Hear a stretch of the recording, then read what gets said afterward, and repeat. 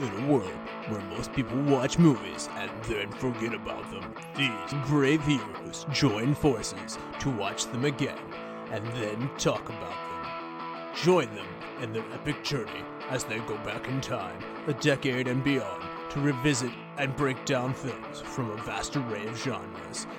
Do these movies hold up over time? Are they classics? Find out on Retro Movie Roundtable. Starring your hosts, Bryan Frye, Chad Robinson, Dustin Melbardis, Lizzy Haynes, and Russell Guest. Coming now to headphones in your ears. Welcome all you lords, ladies, and knights to the Retro Movie Roundtable. Welcome to the show where we watch movies and then talk about them. I'm your host, Russell Guest, and joining me today are my good friends, all of my good friends. All of the each. Every last one of them, all of my good friends. Yes. Russell has 4 friends. That's it. Yes, the whole 4 of them. That's what my Facebook profile says. It says 4 friends, and then it makes a sad trumpet sound. Wah, wah, wah, wah, wah, wah, wah, wah. We're like his Fab Five. You have to work to get into this Except niche. that there are 4 of us. Don't worry about it. He's the Monty Python sketch. 5. 3, sir. So joining me today from the Lilac City in Spokane, Washington, Mr. Bryan Frye. How you doing, sir? Good evening, all. I hope all are well. And from the Steel City in Pittsburgh, Pennsylvania, Mr. Chad Robinson. How you doing, sir? I'm excited. I've missed one of these, so it's fun to have the entire gang here. And from the Derby City in Louisville, we have Ms. Lizzy Haynes. How are you doing? Yes, so excited to be here. Excited to talk movies with everybody. And from deep in the heart of Texas, we've got Mr. Dustin Melbardis. How are you doing, sir? 1, 2, 5. I'm here. Let's get into this. We're going to hop in our time machines, and we're going to go back to the year 2013. So, Chad, take us back a decade and give us the news and history from yesteryear. All right, I've got everybody's favorite topic of politics. So in politics, landmark 5-4 decision, the Supreme Court strikes down Section 3 of the Defense of Marriage Act as unconstitutional. Decision states that the federal government cannot discriminate against married lesbian and gay couples for the purposes of determining federal benefits. This paves the way for the 2015 decision that all states must recognize same-sex marriages. The Affordable Care Act, also known more commonly as Obamacare, shows up.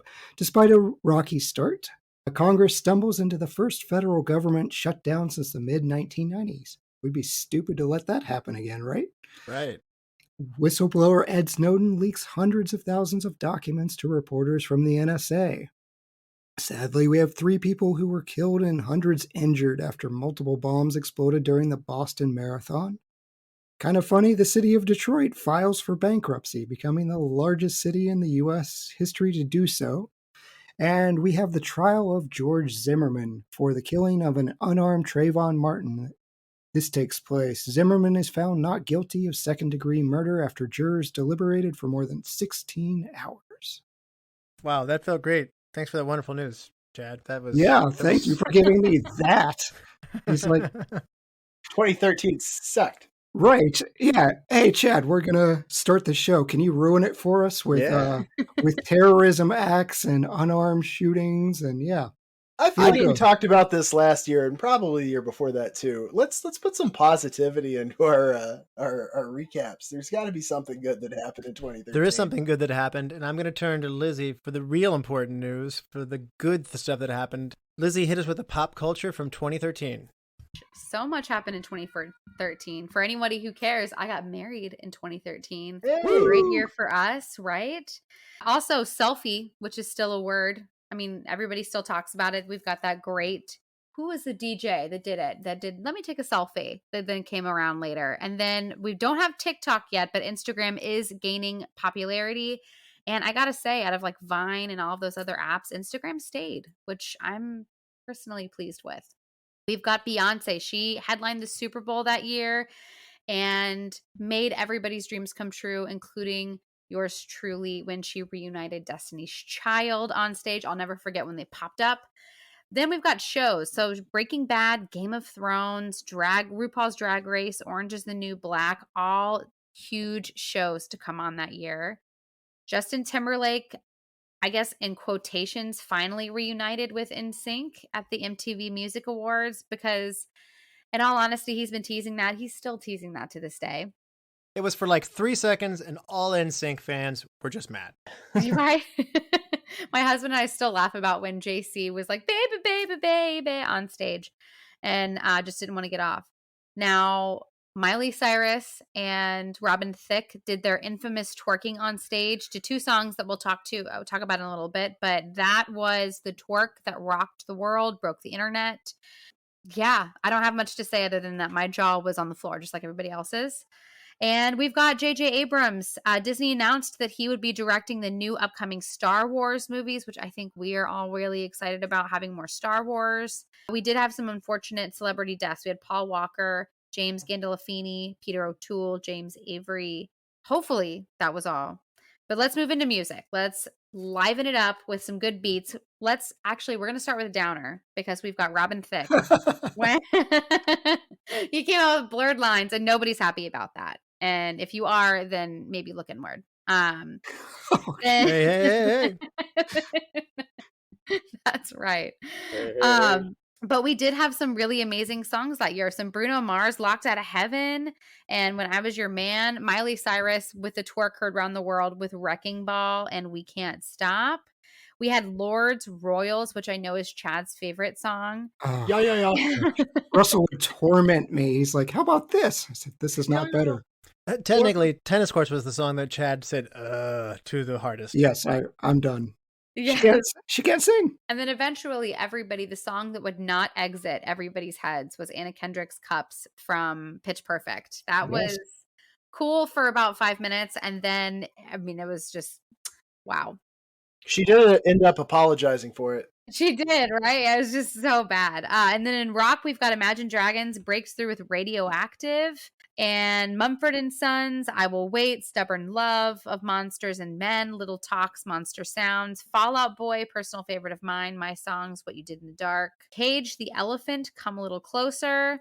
We've got Five Finger Death Punch, Hail to the King, and Hailstorm, Freak Like Me. So I don't know about you guys, but I think it was a good year of music. What do you think? I think it was a good year of music, and I think Chad doesn't think so.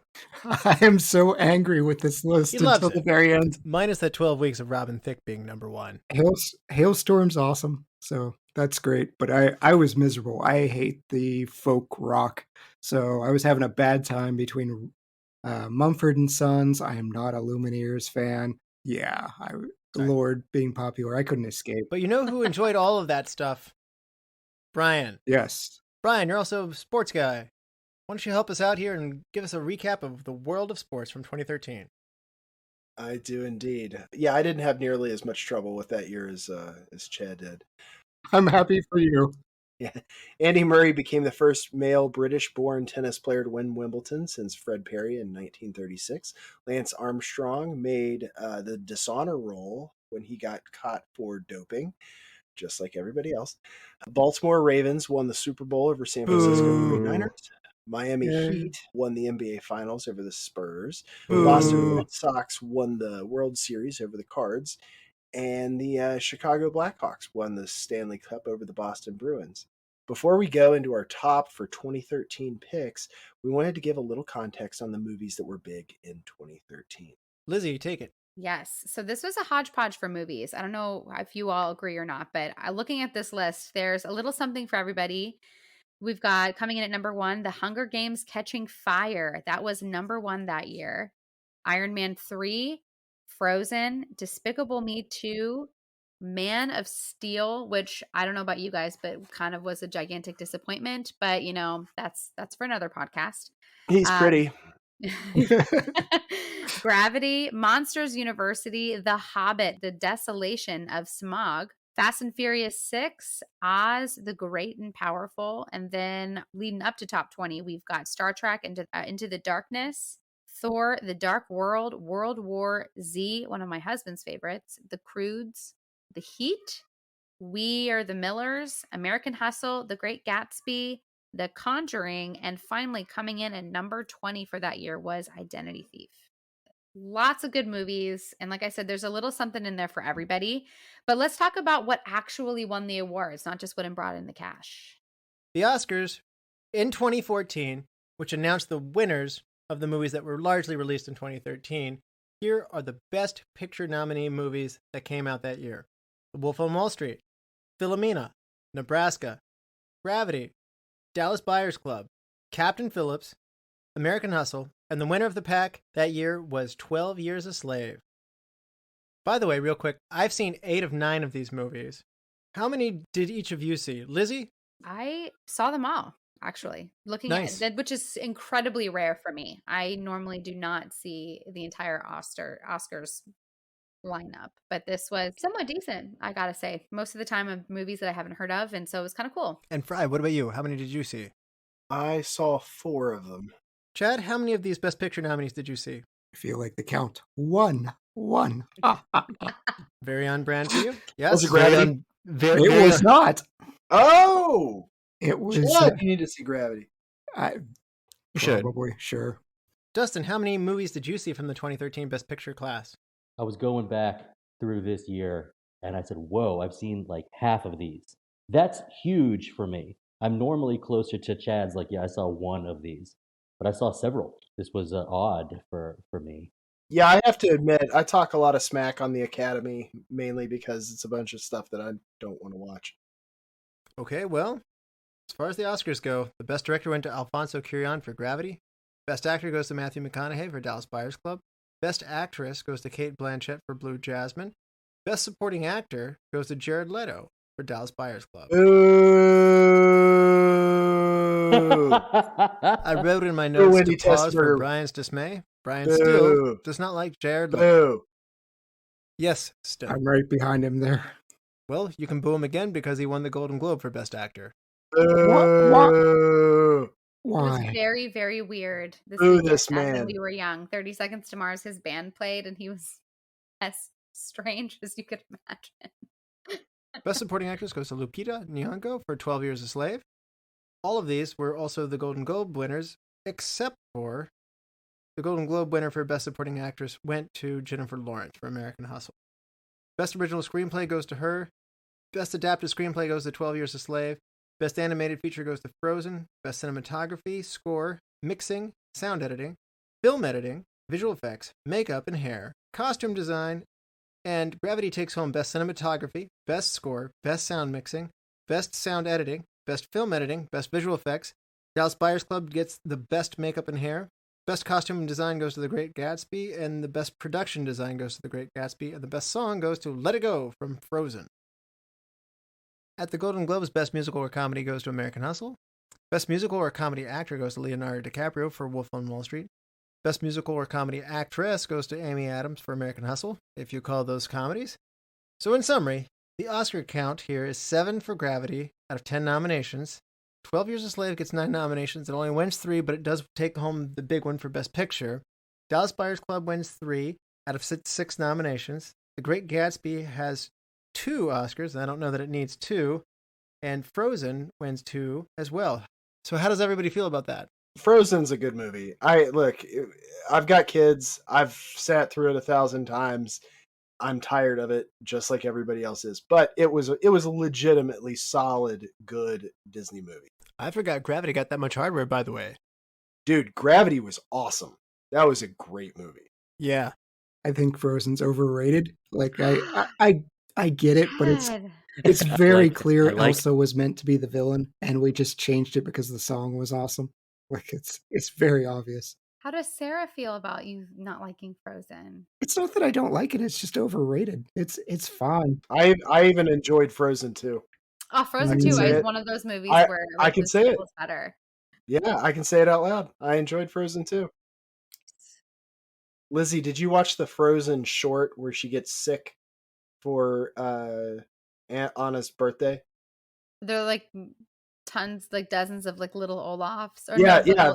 She sneezes and makes a little snowman. Yeah. I even like that. I think that it's was really so cute. funny. It's so clever. Yeah. My kids don't like Frozen, which breaks my heart. It's like Wilder went through a little phase, and now he's like Minecraft and like meh, and like so he's just like all boy and like wants nothing to do with Disney princesses. And my younger ones are just they don't care yet. We took Avon to see Disney on Ice last weekend, and the whole Disney on Ice, the whole movie of Frozen, and I was like, it's impressive. It is so good. It's so And good. her face watching it was worth. I Yes. don't even know what we paid for it. It was worth it. You could tell. We've gone twice. The answer is too much. But yeah. It's fine. I'm telling you, like at the edge of her seat in her little Elsa dress, just Moana was the big ticket for us. It was great. Okay, disclaimer time. So we're about to get into the movies that we are counting down here. But what is a movie that you didn't see from 2013 but you wish you had, Dustin? The one that stands out is Blue Jasmine, and it's not because I knew that it won any awards. It's because I think it was an opportunity to see Cate Blanchett do something almost normal. And that's where I was like, huh, interesting. And I didn't have enough time to, like, preparing for this show to squeeze that one in. But I think I'd like to be able to check that one out one of these days. Lizzie, what was your biggest miss of 2013? Kill Your Darlings. That was a movie that I really, really wanted to check out. I love Daniel Radcliffe, big Harry Potter fan, and Michael C. Hall, and Ben Foster as well. So I feel like it seems like a psychological thriller that I would really, really enjoy. But Dustin said it perfectly once in a previous episode that if he doesn't catch it when it's popular, that it just kind of fades into the background. And that's exactly what happened for me. It's gone. For this movie. Chad, what's your biggest disclaimer that you didn't get to but you wish you had? Besides those 9 Oscar nominated for the category of Best Picture. I do not lament or regret not seeing any of those. My wife watched Wolf of Wall Street. I walked in on a specific scene that with Margot Robbie. That's burned in my head. But she's pretty. She is very pretty. I'm just gonna go with I didn't see the movie Coherence until many years later. I wish I had gotten to it in 2013. It's a movie I revisit at least once a year, and I'm considering it as a dealer's choice later on. Oh, I meant like, what did you see that you wish you had seen? I know what you meant, but I don't want to be the guy saying I saw everything I meant to see, and I have no interest in. The wizard arrives precisely when he means to. Right, he's going to make me be that guy, so I'll be that guy. I saw everything I meant to, Russell. Okay, you heard it here first. Chad wishes he had seen Gravity. Frye, what's a movie you wish you had seen in 2013 that you didn't get to? There are worse things on that list, so sure. I have 5 that I should have seen. But my number 1 is Enemy. It's the only Denis Villeneuve movie I haven't seen. I still haven't seen it. It's kind of turned into like a Great White Buffalo, or for some reason something always what's the unicorn or from Gone in 60 Seconds. Like it just, no matter how much I try to watch it, it just never ends up happening. So that's my number 1, Enemy by Denis Villeneuve. I wish I had seen 42, the Jackie Robinson movie. Also, I wish I could have seen Mud, and probably Prisoners is one of the ones that I wish I had seen the most. And hey, they're not all winners. What is your worst movie of 2013? Dustin. I'd actually mentioned this on the show before. The worst movie from 2013 is The Internship with Vince Vaughn and... Yeah. There's some good. Agreed with that. Yeah, they go to work for Google. It's one of the few movies I've ever shut off. Said, no, I will not watch any more of this. Done. It has its moments. Chad, what was your worst movie of 2013? I watched a movie called Deadly Weekend. So I really like Sarah Jean Underwood from her G4 days. And I figured, okay, she's got a feature-length film. I'll check it out. See how she does as an actress. The answer is not well. Really, really, really not well. Oh, no. And I like slashers. I have a high tolerance for B movie. This is not B. This is... Sarah's pretty, and that's about all I can say for it. All right. Lizzie, what is your biggest miss from 2013? Probably categorized as B movie horror as well. It's a sequel to the previous movie Haunting in Connecticut, and this is Haunting in Connecticut 2, Ghosts in Georgia. And honestly, that title alone hold on, what? me off Yes, that exactly. I They Georgia'd your Connecticut. Yes, like just call it Ghosts in Georgia. Like, why do you? I understand that you wanting to connect it with Haunting in Connecticut, but then you shouldn't make another movie about Connecticut. Like, it's just the laziness of it angers me to no degree. And I'm a big One Tree Hill fan. That's like a huge guilty pleasure. Chad McElmurray's in this movie, and I was like, well, maybe this will be my saving grace. Nope, the movie is just like trash. It's just, but honestly, like it just made me so mad. I could go on forever about how just bad form, do better. Nobody in history has ever said, you know what? If you enjoyed Connecticut, you're really going to like Georgia. Georgia considered Connecticut too? You're right. There's not a Haunting in Connecticut 2 that takes place in Connecticut. It's just like the Haunting in Connecticut 2, Ghosts in Georgia. It's like I kind of think if Virginia is one thing, then like West Virginia would be Virginia 2. The better Virginia. Best Virginia's more like West it. Virginia. Right. Yes.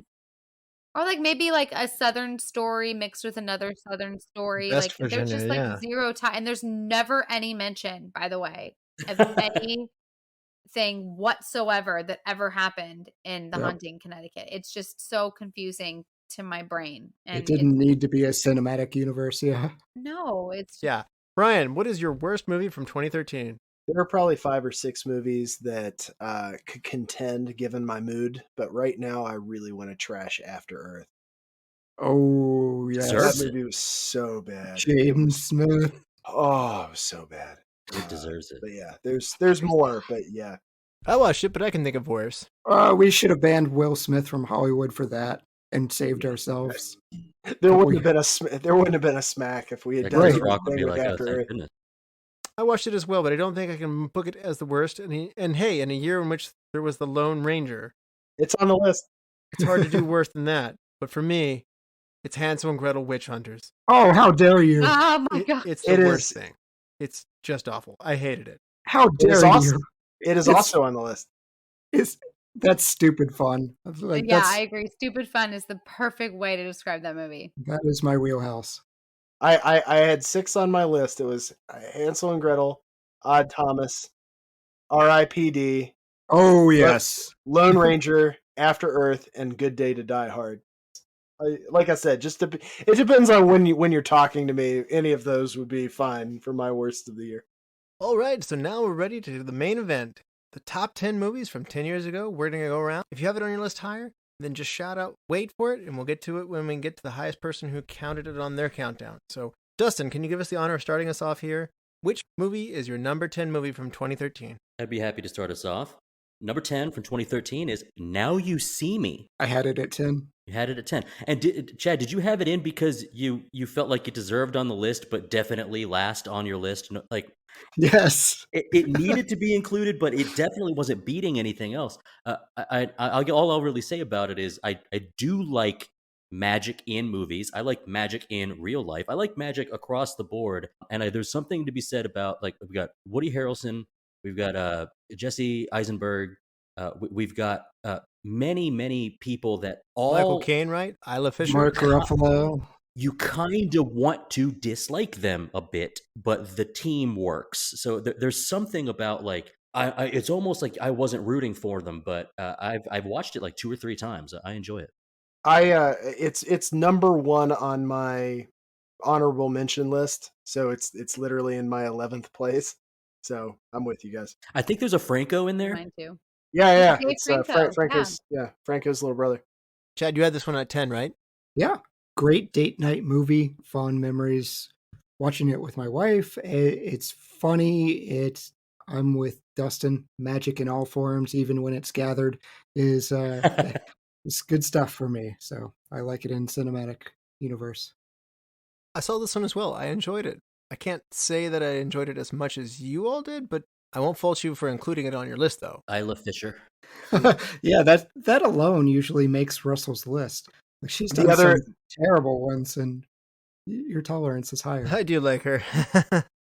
She's the other Amy Adams. Yes. I get her and Amy Adams mixed up all the time. Oh, they are not the same. They're not from the same continent. Amy Adams in Connecticut too, Georgia. I screw them up all the time. So I actually made a point not to say Amy Adams when we were talking about the cast of this movie because I was like, I guarantee you I'm wrong about it. I was like, I know I'm wrong. It's going to be the other one. Brian, what is your number 10 movie from 2013? This Is the End. All right, hold on to that one. A rare comedy for me. Hold on. Oh man, Yep, Hold on to that one. Lizzie, number 10 for you. Frozen. I also had Frozen as my number 10, but we will both be waiting for Chad. Okay, yeah, sounds great. Oh, you like it more than you let on Chad. I had it as an honorable mention, so I too had it as an honorable mention. Oh, you did, yeah. It's just the best. I mean, we've already touched on it, talking about pop culture and whatnot, but I love it so much. I love that this was the first Disney movie I feel like where the focus wasn't so much on finding love. It almost, if anything, like poked fun at it, and of course they do. But I love the sister bond. I don't remember a movie before that where it really just focused on the love between family, and I thought that was so sweet. And Mulan, Love of Country. I mean, that's very fair. I have never seen Frozen. Oh, it's so good. It's Ooh. really, really sweet. I mean, it is good. It does live up to the hype of every trick-or-treater girl under the age of 12 coming up your doorstep dressed as Elsa. This thing went viral. We all know that. I mean, Olaf is awesome. I love him. He's a lot of fun. Music's good. The only thing that kept me from going higher with this one is I wanted more of that great music. Music's great. But if you look at Beauty and the Beast, Lion King, it had a higher music to dialogue quotient that was just a lot more music. There's a lot more music in those, and this one doesn't lean into it deeply enough for the music for me. If it did, it'd be even higher for me on this list. I'm quite certain of that. I'm just frustrated with Arendelle letting Elsa off the hook. Like, she causes eternal winter, nearly kills half the village, and everyone's just cool with it in the end. They're like, yeah, this is our queen now. That's no reason to go rogue and freeze the entire world. She is the villain. I'm Team Elsa. I freeze that world, girl. All right. Oh, I love Anna. I think Anna is so sweet. She's, to me, everybody dresses up like her, but if I was a little girl, I'd be like, put me in the braids. They're the best. Yeah, I'm Team Anna as well. Well, let's start the number 9 round here. Dustin. World War Z. I'm a fan of the book. I'm a fan of both. I've read it and watched it. I like them both, but it didn't make my list. I think Brad Pitt rarely misses. And I really liked the pacing of this as well. I think the surprise as to the sheer numbers that we're dealing with in this movie are a lot of fun. And I think the standout scene for me is like a plane crash or something like that. But there are certain just scenes that will stand out more so than the entirety of the movie. And I just remember thinking like, wow, this was a great theater experience. The entire sequence in Jerusalem is one of my favorite movie moments of action. I had, wow. Chad, this seems like a you movie. No, I'm a huge Max Brooks fan. Love the books. Max does a couple of them. There's a zombie survival guide as well. This did not connect with me. I think I was too latched on to the tone of the book, and that is not the tone of the movie at all. Okay, you fell in love with the book and you couldn't reconcile the movie. Sucks when that happens. I'll give you a pass on that. Yeah. I'm with you. I get it. Lizzie, you said Aaron liked this one. Do you like it? No, my husband loves that movie, and like that's like something he teases me about is that I haven't seen it. Zombies don't tickle my fancy, I guess is the best way to put it. But I am a huge Brad Pitt fan, and I am sure that if I actually sat down and took the time to watch it, that I would really appreciate it. I've got some zombie movies to fix that. I can fix it. Okay. Ooh, you've hit Chad's sweet spot. As long as they're not like Evil Dead, because that is just not my genre. Those are deadites. They're different than zombies, but sure. That's fair. They're just. Chad, what is your number 9 movie? Despicable Me 2. That one's in my honorable mentions. Good one. I don't think it's as good as the first one, and I understand it's kind of become a meme with the Minions, and that makes everyone cringe a little bit, but I'm a huge fan of Steve Carell's Gru. I like a movie centered around a bad guy kind of working with the League of Anti-Heroes. It's just a fun movie. The Minions are fun. They get a bit overdone, but Gru himself is a character, and the weird little dog that bites everyone. And even the little girls. This is a rare statement for me. I enjoy the 3 little girls. It helps if they're animated for Chad. It does, and played by adults. All right, Lizzie, what was your number 9 movie from 2013? Side Effects. I think it was a Steven Soderbergh movie. Dustin, are you saying wait? No, I'm saying never even heard of it. Oh my gosh, you got to check it out. It's a good movie. I feel like that was kind of a sleeper hit where it didn't get a lot of the buzz in the press that I think it deserved, but it has Rooney Mara, Channing Tatum, Jude Law, Catherine Zeta-Jones, who like kind of popped out of retirement almost for it, but it is such a good movie. Rooney Mara and Channing Tatum, they're a newlywed married couple, 1%ers. Then they both have these really entanglements, to use a Will Smith word, with their therapists who are played by Jude Law and Catherine Zeta-Jones. They are able to prescribe them all different kinds of medicines to help their ailments. And there's just all kinds of amazing. It's one of those, it feels very 90s, which I think will probably attract Brian to it. And the fact that you think that like, you think you have these characters clocked and then just you don't. And it's really, really good. I'm interested. I'll have to check that out. Brian, what's your number 9 movie? Pacific Rim. Hold on, please.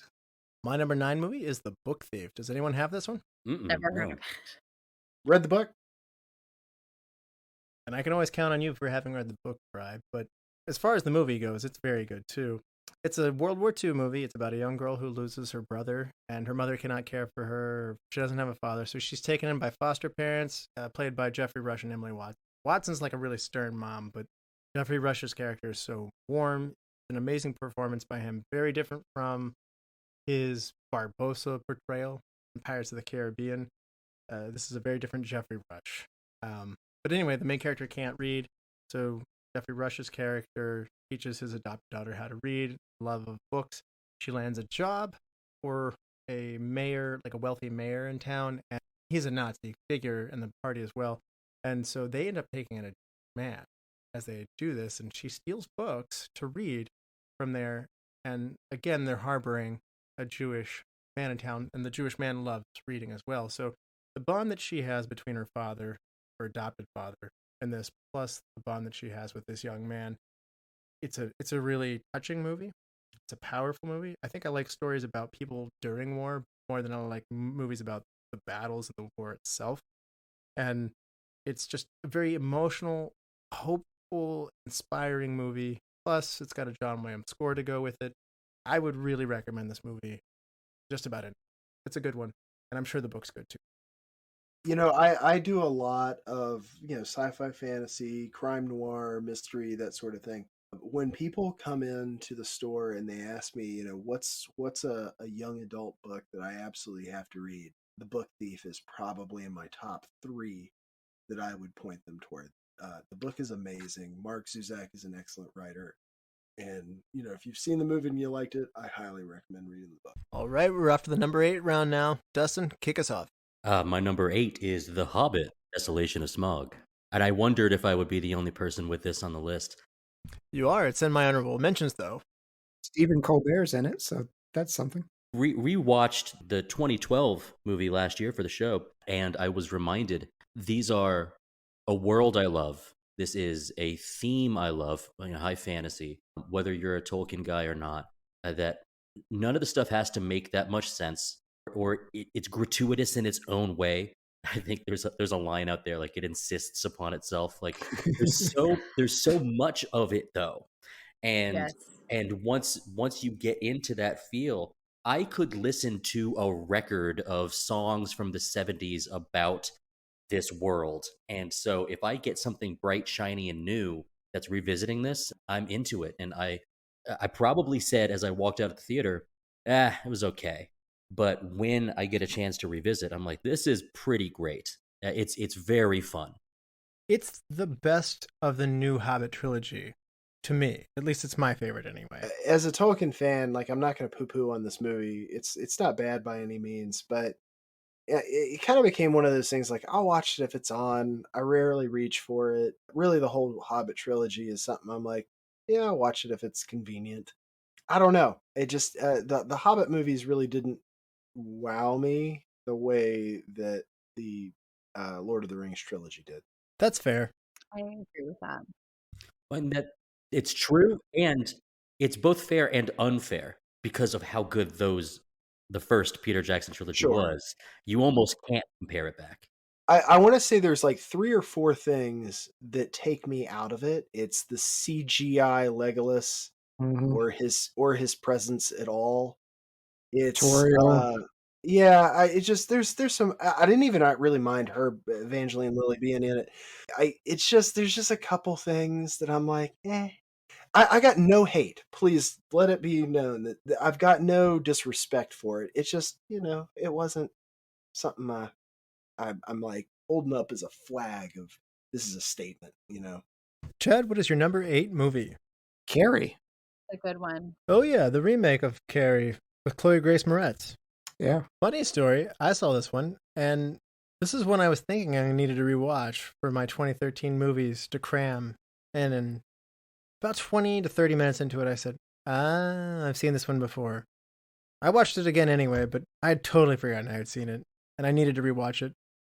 Chad, this one stuck out more for you than it did for me. I actually forgot that I saw it, but did you enjoy this one better than the original version? No. I mean, the 70s version is untouchable. And this is a movie that I held off seeing for a long time for that exact reason. Like, why mess with Sissy Spacek's performance? She is incredible. But you know what? After watching this, Chloe is a great scream queen. She's great in everything that she does. And this was an interesting, if unneeded, version. And I didn't hate it. I felt the same way with Suspiria. I'm not a fan of Suspiria, either version really, but she does a good job. And the remake of Suspiria, it's missing the Goblin soundtrack, but it's interesting. So yeah, I enjoyed it. If I'm watching Carrie, I'm still going back to the 70s, but as far as 2013 movies go, I got to give this one a shout out. Although Dustin was shaking his head. Dustin, you may disapprove. No, all I was doing was saying like, no, I haven't seen it. That's Okay. what I'm doing is I'm unfamiliar with so many. But I did want to just really quickly jump in with, has Chloe Grace Moretz's star began to fizzle a bit? Because I feel like I haven't seen or I think noticed. so. I think she took a self-conscious step back. I think she's kind of stepping Okay. away from the industry and choosing her projects in such a way now. There was some kind of plane movie with like gremlins in it that I think she was in that looked absolutely awful. But I didn't know if we were just done with her, because I thought 2013 would have been like with Carrie and with Kick-Ass 2. Like I thought we would have really been on a rocket with her, and I feel like that hasn't made it to the 2020s. Mm-hmm. Well, I see where you're coming from. Lizzie, did you do this one? You like your horror flicks? I actually really liked this one. I'm pretty sure Julianne Moore plays the role of Carrie's mom. I'm almost positive. I think she does a remarkable job, because to me, I mean, Carrie is obviously the quote unquote villain, if you will, in the eyes of someone who isn't super familiar with the story. But I mean, really, I kind of feel like the mom is just as villainous in the way that she's taking her beliefs to a place that are really abusive and just very, very scary. And it is, but I mean, it's very good. It's scary. I enjoy remakes that feel like a love letter to the original. They don't try to take new artistic liberties. They just kind of almost redo it for a newer, younger audience. Brian, did I you thought do they did a Carrie good from job with that. 2013? Yes, I enjoyed it. It didn't make my honorable mentions, but because it was a movie I saw and enjoyed, I didn't actually earmark it as something like really like glowing. But yeah, it's a very enjoyable movie. Well, my number 8 movie was This Is the End. Not yet. Oh, Lizzie, what is your number 8? Okay, so my number 8 is Wolf of Wall Street. wait. Brian, what is your number 8 movie? My number 8 movie is About Time. Wait for it. Nice. Number 7 round. We're about to kick that off. Dustin. Monsters University. I've not seen this one. It was cute. Wow. I think Monsters Inc. was an absolute triumph, and I missed Monsters University when it came out. And I had a little sister who was 7 years old. It was perfect to go and watch it, and I missed it. We've talked about it. If you miss it, you miss it. And so I did. And so I rewatched it earlier this year, kind of in preparation for this show. And it is story-wise unrelated. It's a prequel. I believe the kind of cool trivia thing is it's the first Pixar prequel, and you have your Sully, and you have your Mike Wazowski, and you've got your Randall, and all the things we love our Pixar sequels for, we have them in this Pixar prequel. And they handled the university scene, the college kind of vibe of this made up world so accurately, so silly. It was so fun. I could see myself just having this on in the background while I'm doing chores around the house. Very fun. It's worth your time. I think it's one of the weaker Pixar entries, but I still love Mike and Sully. You get a good dosage of them. And Dustin's right. The college atmosphere, like they do manage to spin that in a fun way to make it relevant to the monster world. There's so many ways it could be presented poorly. Yes, Or yeah. Monsters Inc. would not exist without Ah Real Monsters. that's Real true. Monsters incredible. 100%. Yes. Well, Galena, Okay. It's I'm just glad we're on the same page Like, because, yeah, the I, eyeballs. dude, I remember seeing Monsters Inc. and I was just sitting there stewing like, Ah Real Monsters. I loved Monsters University. I'm a big Mike and Sully fan. I also love Steve Buscemi's character, Randall, yeah. like Randall, the little snake guy, and it was just really cool because you truly do fall in love with them in Monsters Inc. And I love the idea of getting to see how they became friends and met and took things to the next level in their friendship. It's very cool.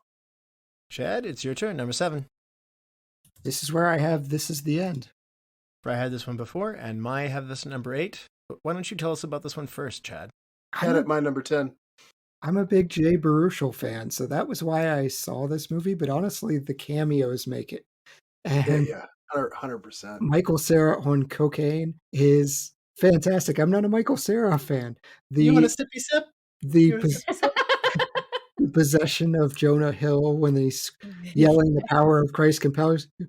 Is it really? I don't find it all that compelling.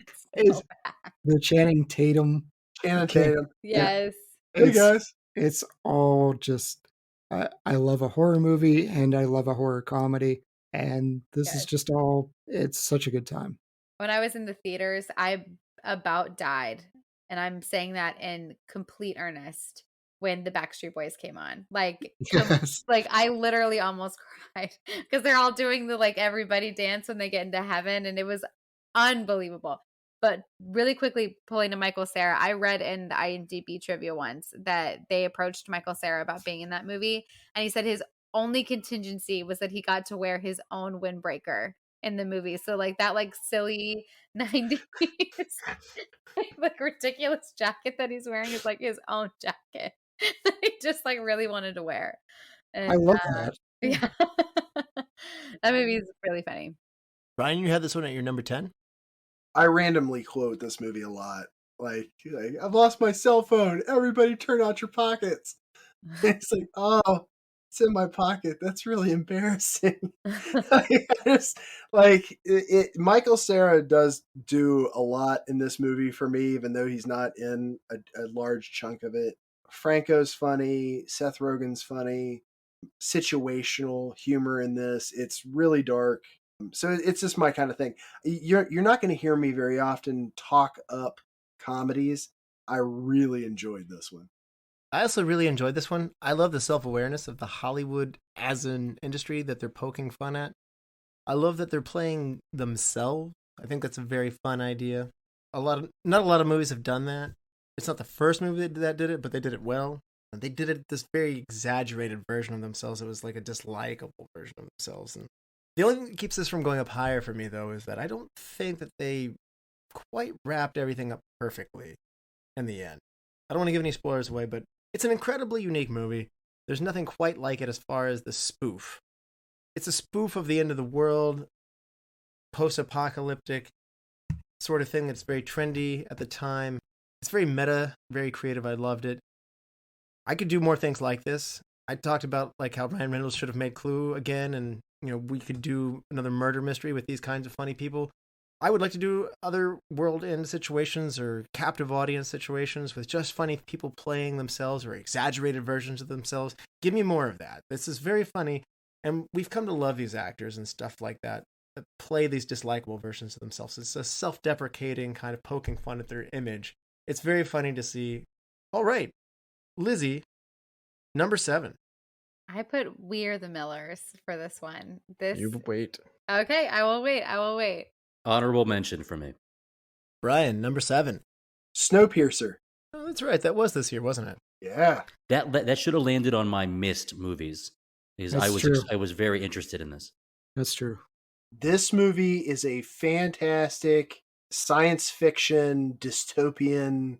Like, they made a TV show out of it. It was so good. It was wildly under people's radar. I don't think I got a chance to see it in theaters. I think it made it to video before I got to see it. But Chris Evans was fantastic in it. Crazy cool idea. Highly recommend it. I enjoyed this class warfare science fiction movie kind of effort. This is a very Bryan Frye movie. I'm not surprised to hear you have it on here, Bryan. It's a dark, futuristic kind of you movie. Yeah. It is 100% a me movie, and I ate it up.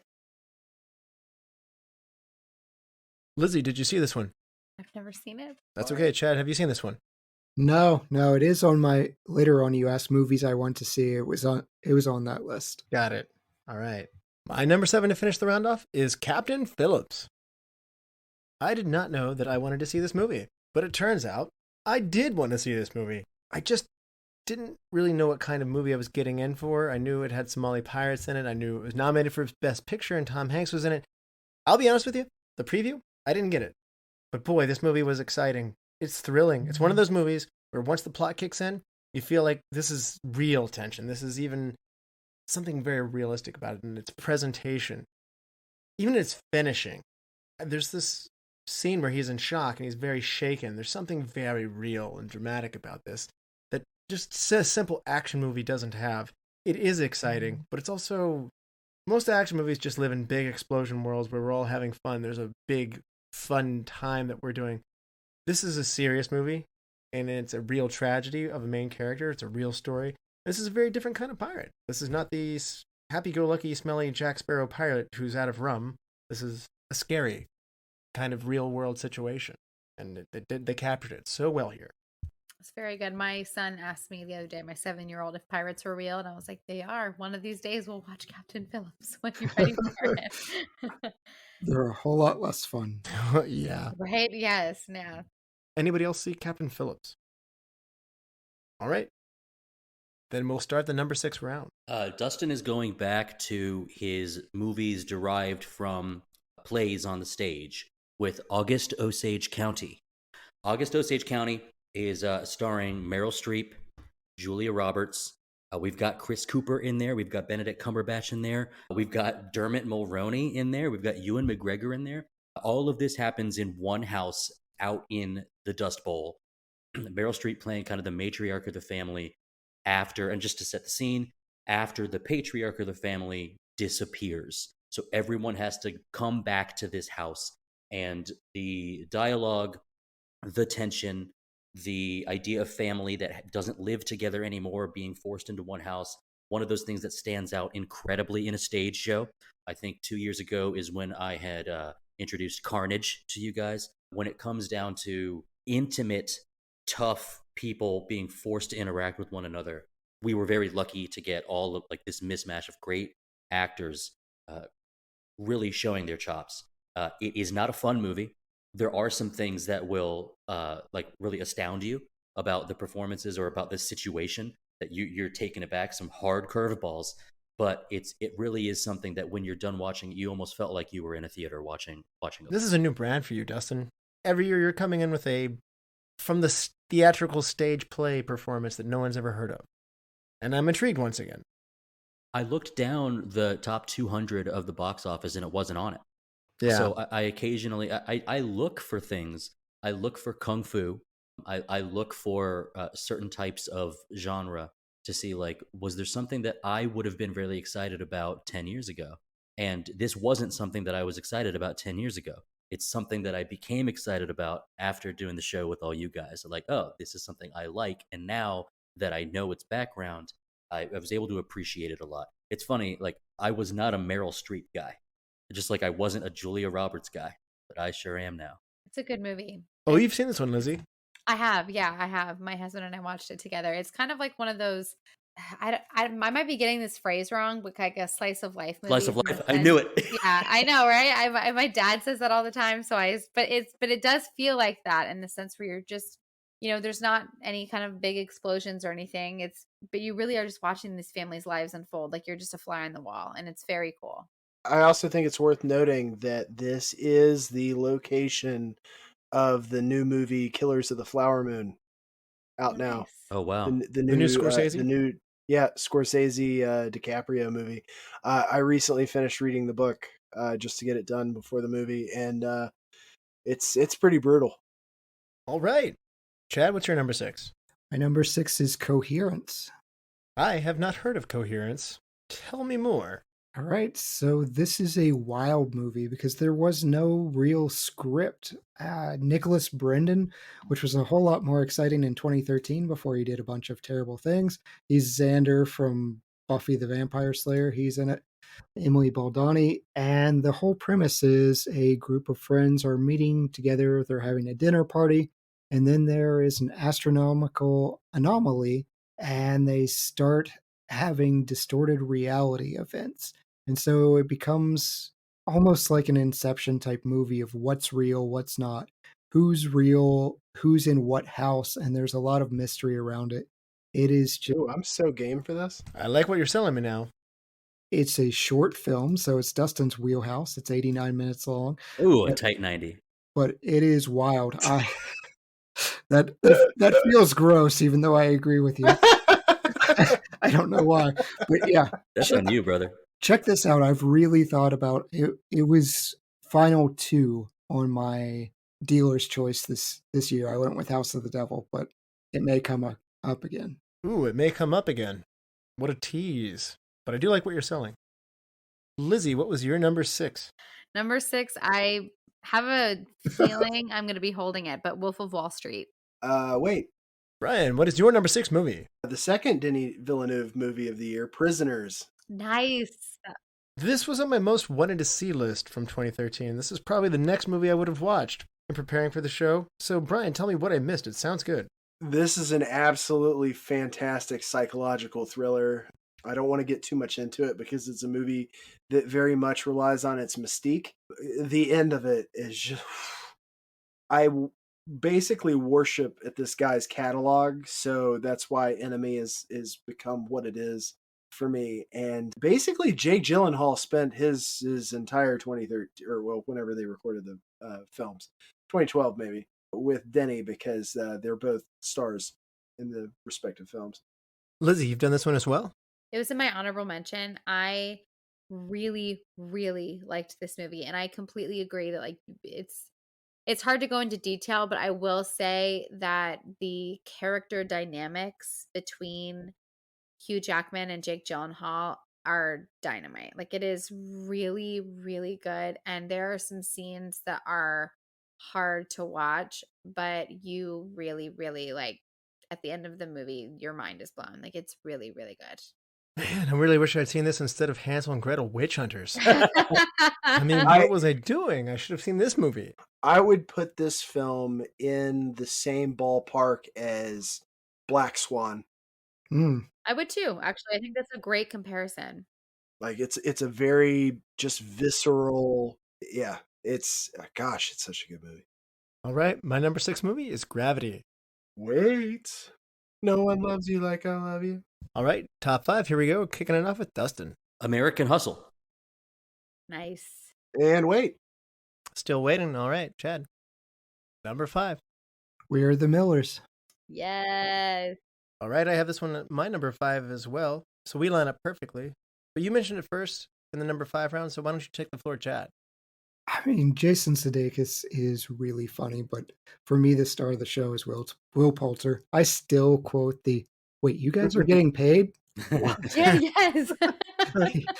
He is so funny. I feel like this was a vehicle too for Jennifer Aniston to say, you know what, I'm still around and I am still hot. Like she does the entire striptease.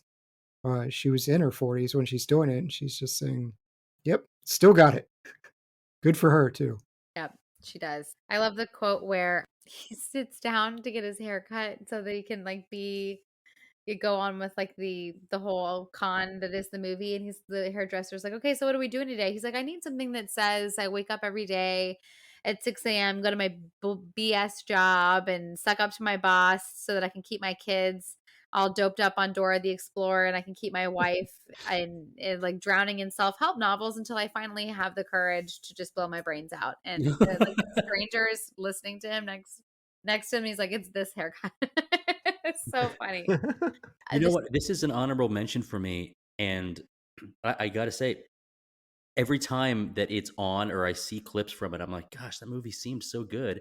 But like the plot of it, or so much of it, was immemorable. I need to sit down and just watch it straight through because I only remember it being just knockout after knockout, just so funny. But for some reason, it just slips through my memory. The only reason it's not on my honorable mentions list is because I did feel like it was a series of punchlines as opposed to like a laugh out loud throughout the whole thing. Like there are some, like the highs in this movie are very funny high, but there's also some plotting where I'm just like, eh. The swollen, well, I can't say it on the podcast, but swollen genitalia is memorable. Yes. I love the scene that ensues right after that. So we have this fake family, and none of them are actually related, and we see them kind of coagulate and start to behave like a family. They start to care for each other. And I love the scene after when Chad's talking about Emma Roberts' character is bringing in a real loser. Yes. They start to show investment. They start to behave like concerned parents of a teenage daughter. And they bring this loser in, and his name's Scotty P. And he keeps saying, know what I'm saying? Jason Sudeikis is just like saying, like, I do speak English. I do know what you're saying. I do know what you're saying. Thanks for checking in with me on that. And Jennifer Aniston sits him down. It's like, what is it you do for a living? I'm rocking that monkey maze. It's a terrifying death trap for kids. Oh, so you're a carny. Nice tattoos on your chest. And it says no regrets, and it's all spelled wrong on his chest. He's like, really? No regrets? Nope. Right. Not even one? No regrets. Not even one. Nope. Not a single letter? I love all the letters. Well, I love him. He's a real winner. I wouldn't use protection. Have fun. Scotty P, you're the man. You do you, Scotty P. Yeah. I never say tampon the same way after that movie because Catherine Hahn changed. She's like, "Oh, honey, do you need a tampon? Do you need a tampon?" Nick Offerman and Catherine Hahn are hilarious. Molly Quinn is hilarious. There's an amazing scene with them later where they're in a trailer and the fake mother and sister are giving the teenage son kissing lessons, and it looks incestual, and Molly Quinn walks in and she's very confused, and then it leads into a who's on first wording situation as he's trying to explain what happened. It's brilliant. So funny. So good. There's so many funny things going on here. There's elements of My Blue Heaven with the changed identity. There's a road trip comedy formula. That's always going to be a winning formula. It's a good structure to be able to string in lots of jokes together. Yeah, it is. To be able to take things that are funny and different side characters and insert them. It's a good vehicle for a comedy. Jason Sudeikis does it all very well. I wouldn't be shocked if this is what laid the groundwork for Ted Lasso. Yeah, she's done such a good job in his post-SNL career. Yeah. He was on SNL at a very talented time with a great cast. And I feel like he's had one of the better runs in his post-SNL career coming out of it. Some of the people who were on with him, you might have expected bigger things from. But he's had a pretty good movie run. But moving on, Brian, what's your number 5 movie? CBGB. You told me to watch this one. And you recommended me to watch it, and I didn't. So tell us what we should have seen. This is Malin Ackerman, Alan Rickman, and Grounded for Life. Yeah, I call him Grounded for Life because I don't actually know his name. I never have, but it's the dad from Grounded for Life. Ashley Greene, who's also very pretty, is in this as well. This is a movie about the club in New York City that basically catapulted the punk movement. It is seriously one of my favorite music films of all time. Malin Ackerman plays Blondie. You got Ron Weasley in this as a punk rock, I think, bassist from Ohio. He's weird and dude, there's some antics there. I love this movie. I love Alan Rickman, but I love this movie. This is freaking fantastic. I need to see this. Fry recommended it to me. I gotta check it out. I think I remember the movie poster said like 10,000 acts, one dirty bathroom. Yeah. Oh, the bathroom features prominently in this. Yeah. Like, it's supposed to be like one of the worst things you've ever seen in your life. This has almost been a dealer's choice a couple times. Maybe we'll see it come around that way again. Maybe. I like the idea of that. The Ramones are one of my top 5 favorite bands of all time, so seems up my alley. At number 5, Lizzie. American Hustle. We're still waiting. Okay. Well, let's kick the number 4 round off. Dustin. Inside Llewyn Davis. Going back to the Coen brothers. So, an interesting thing about this movie, I wanted to put it in my top 10, and then I thought about putting it in my honorable mention. And then I realized that after a rewatch recently, this is a movie that I wanted to like way more than I did. It's almost like I decided it needed to be somewhere, but I couldn't really figure out how I fully felt about it. And so it just ended up in this category by itself of, I still don't know how I feel about it. I do not default to loving Coen Brothers movies because it's the Coens. And I did not need to like this movie.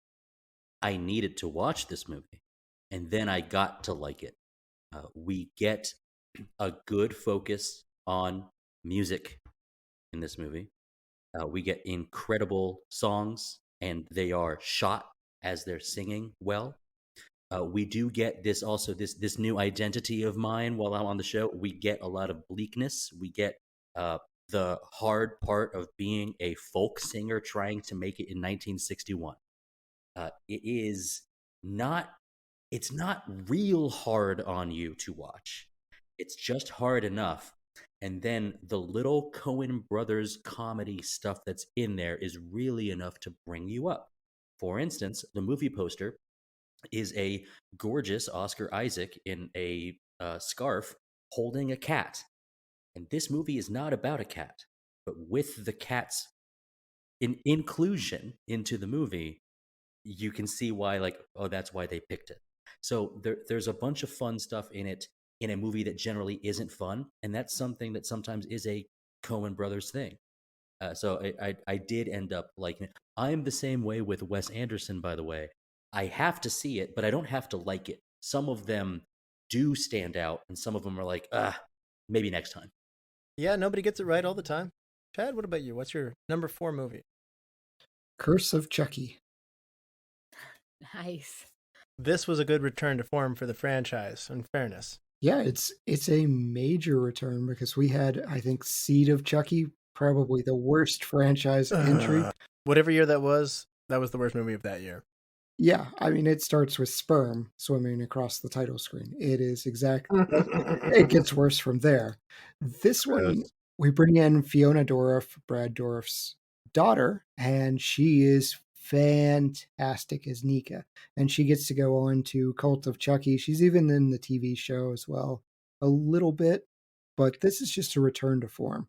I like Chucky. I really like the original Child's Play. I'm happy that he's made a return. I'm happy that he feels menacing. We even get some Jennifer Tilly back in here. So I've got 2 questions. Mm-hmm. Was this movie worse than Catwoman? Seed of Chucky? Yeah, Seed of Chucky. Oh wait, Seed of Chucky is awful. I mean, yes, yeah, I would say it's worse than Catwoman. Absolutely worse than Catwoman. All right, is it worse than Jersey Girl? I've never seen Jersey Girl. Yes. What? You don't like Jersey Girl? What? Oh, Jersey Girl is terrible. No. Go back to your island. Go back to your island. I haven't seen it. That is when I will actually It's like. Kevin Smith. Is it bad? I mean, it's Kevin Smith. It's not that bad, is it? It's not that bad. Oh, you go watch it, Russell. I watched it with Brian for some reason. Yeah, we saw it together. Oh God, what? Jersey Girl's so cute. You already came on strong with Catwoman, by the way. I literally could have exorcist head spinning around vomiting left the theater of Jersey Girl. Really? Even with all the Sweeney Todd cuteness in that movie. Oh my gosh, that movie is cute. That's a cute rom-com. That is a weird movie that we saw together. I think Yeah. I think I was the We've third seen wheel, but we have seen a couple really bad movies together, Chad. League of Extraordinary Gentlemen. Back to Curse of Chucky, though. This movie returns to the style, the atmosphere that I think is one of the better directed from the whole Child's Play franchise. Oh yeah. I think it's got a lot of stylistically well done moments of the protagonist being stuck in a wheelchair. Mhm. It makes her seem extra vulnerable. I'm sorry, did somebody say wheelchairs? Yes, Dustin, we will have to cover it. There is a wheelchair fight. Yes. And you're right, Chad. Brad Dourif's daughter. She's great. Yeah. I mean, Chucky is all ranges of seriousness to goofy and everywhere in between, and this is where I like Chucky. And I would say that this is one of the best sequel from prior sequel improvements ever. I mean, Seed of Chucky's bad. Did you see this one, Lizzie? This is not on my list, but I completely agree with everything that you all have said. Seed of Chucky was embarrassing. And so I did not know how I was going to feel about this movie, but I felt like I had to check it out just because of the commitment to the franchise that I've had. And I was really pleasantly surprised. I love the show too. I mean, it's been fun to see Chucky come back in a big way. Yeah, you're right. So, Lizzie, what's your number 4 movie? The Purge. Ooh, it didn't make my list, but that's a good Honorable one. mention. I am surprised, Chad. I enjoyed it a It lot. is a good movie. I love the premise of it. I'm not it was hard to stomach in the sense that I hate watching people do violence against each other. Like that's always really hard for me to stomach, but just the general premise of the movie, it felt like the Stanford prison experiment in a sense, and like the psychology behind all of that of like, what if you take away all the rules? What would happen? And everything is legal, and you see this power dynamic, and it really just, I love just kind of seeing like who is going to still hold on to their humanity and who is going to just completely lean in. And it was really, really cool to watch it unfold. Ethan Hawke, I'm a big fan of his, and also Game of Thrones. Cersei, I mean, you never know it, but Yeah. it's just Lena Headey. yes, like a really solid premise and really good delivery on the plot. I know fall crime are legal. What I would do is take pictures of buildings and go into areas that I wouldn't normally be able to get into. So I'd go to the highest floor and the coolest tower. And that's dorky. It doesn't make a good movie, but that's what I would do. The most vanilla PG crime. It is wild that everyone just jumps straight to murder. Like I'm Right? going. Yeah, that would not be like, Oh, this dude. person. Oh, I'm going full feral. I'm stealing some TVs or something. Yeah, take some TVs, but I'm not going on a killing spree. Some of the reasons You would too, loot? it's like you Yes. didn't invite me for. It's like Real Housewives fighting. You know, it's like if one person didn't get the type of cheese that they wanted on their charcuterie board, and they feel triggered by that, it's like then they just resort to murder. It's just very bizarre. Let us But- merge! Let us merge! But it was so good.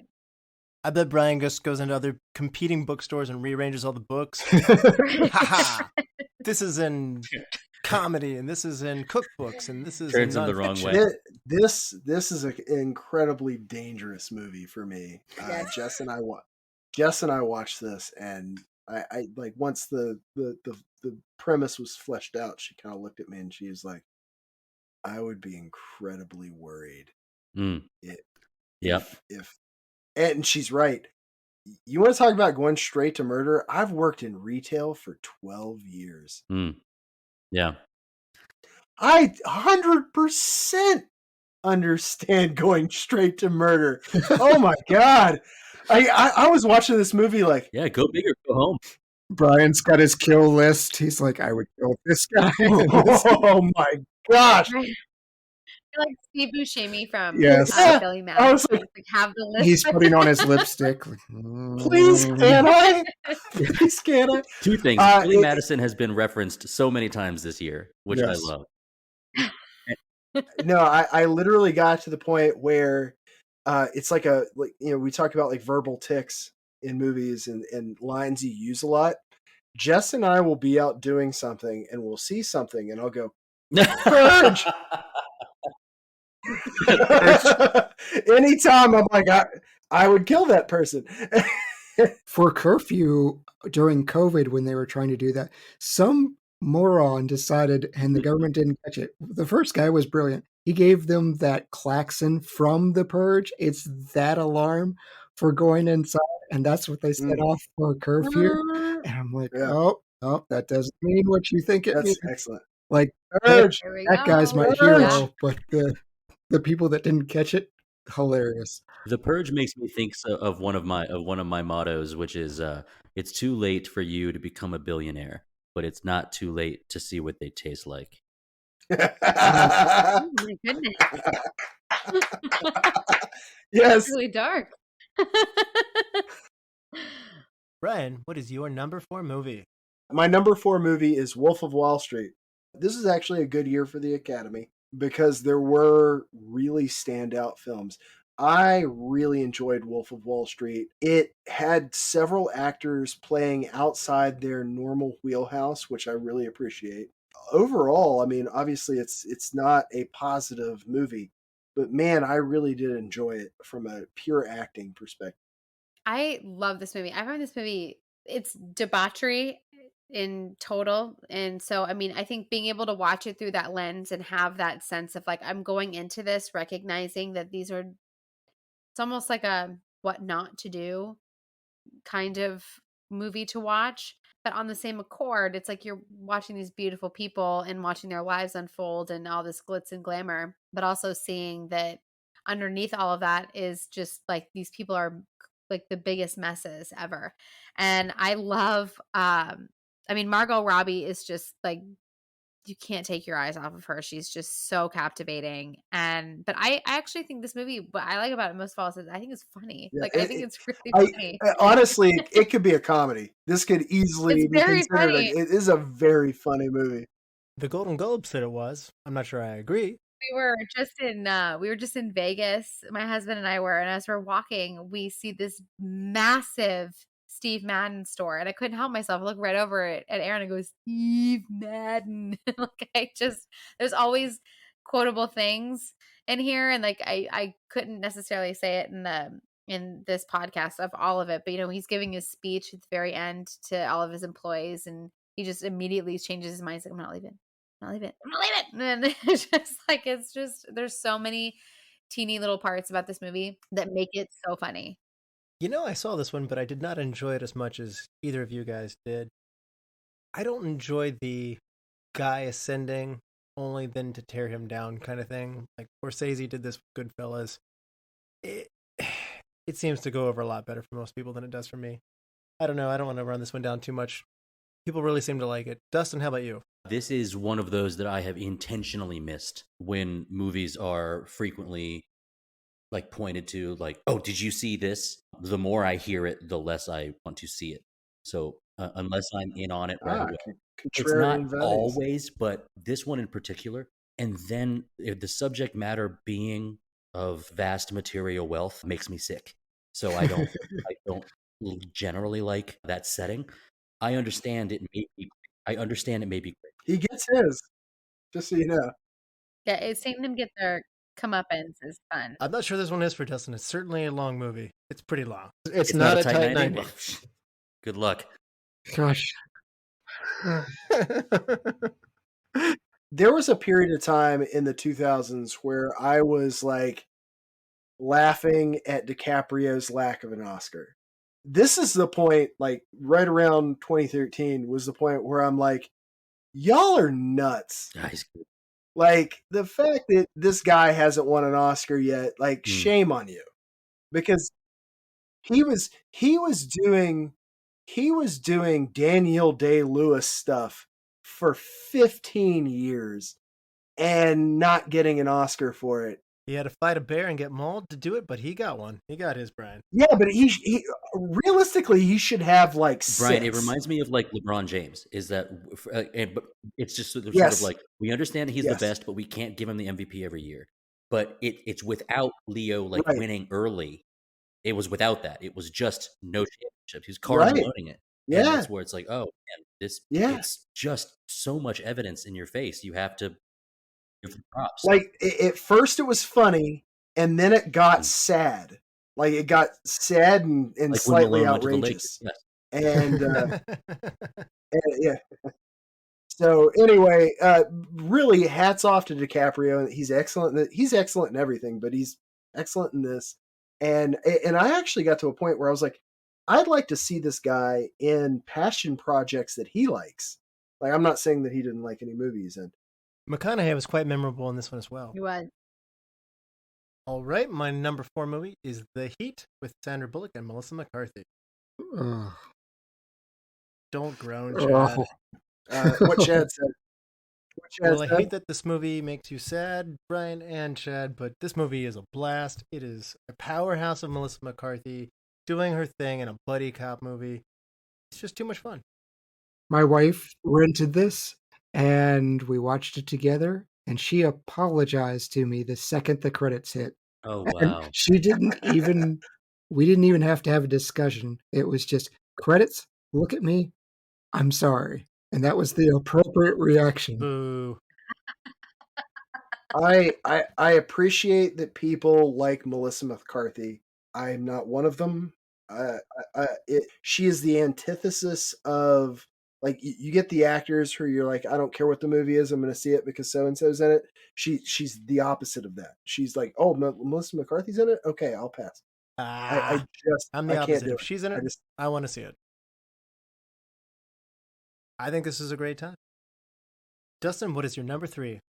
Gravity. Wait. Brian says wait. Chad, number 3. This is where I have Pacific Rim.